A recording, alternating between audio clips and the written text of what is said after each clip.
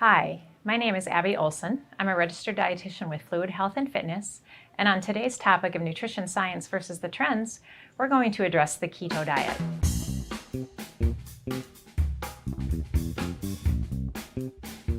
We have discussed the benefits of someone following a keto diet, but this plan isn't for everyone. We need to take into consideration each individual's genetic makeup, health conditions, metabolic breakdown, and clearly identify the cases which following the keto diet is not recommended.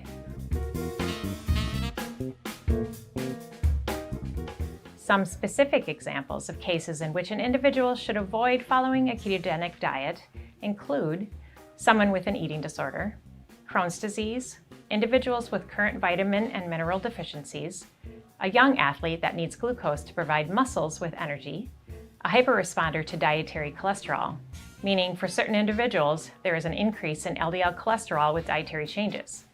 This topic is in need of further research. Other examples include pregnancy, or if you are breastfeeding, anyone with kidney or liver complications, medical conditions that warrant physician supervision, and specific adherence to medications or diet. It is incredibly important to take a look at variations in genes and gene expression when possible to find out if this is the right plan for you. If you have a diagnosis of type 1 or type 2 diabetes, have had your gallbladder removed, are susceptible to kidney stones, have IBS, Crohn's disease, or other gut health concerns, always check with your physician before making any significant changes to your diet.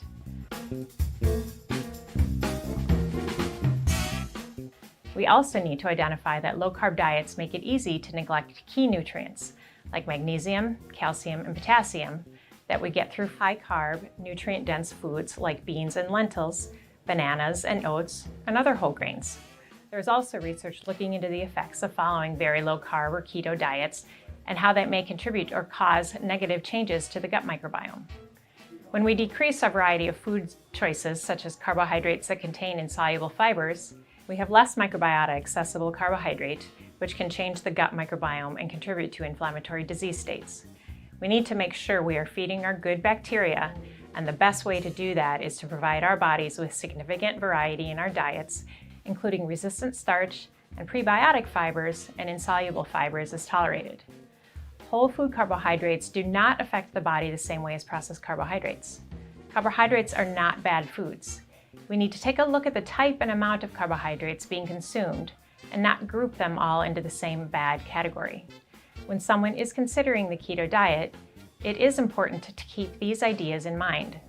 Carbohydrates are restricted in order to increase ketones, getting plenty of protein, following a plan with moderate amounts, 1.2 to 2.0 grams per kilogram body weight, paying attention to electrolyte balance, making sure you are consuming appropriate amounts of sodium, potassium, magnesium, and zinc, which are critical to well-being, taking in sources of pre and probiotics that will keep the gut functioning. To maintain any weight loss when following a keto diet, it is important to pay attention to the quality of that fat in the diet, which is more important than the quantity of fat consumed. It is also okay to consume some saturated fats as our bodies become very efficient at utilizing and breaking down fat. And consuming dietary cholesterol, such as eggs and grass-fed dairy, isn't necessarily a health risk.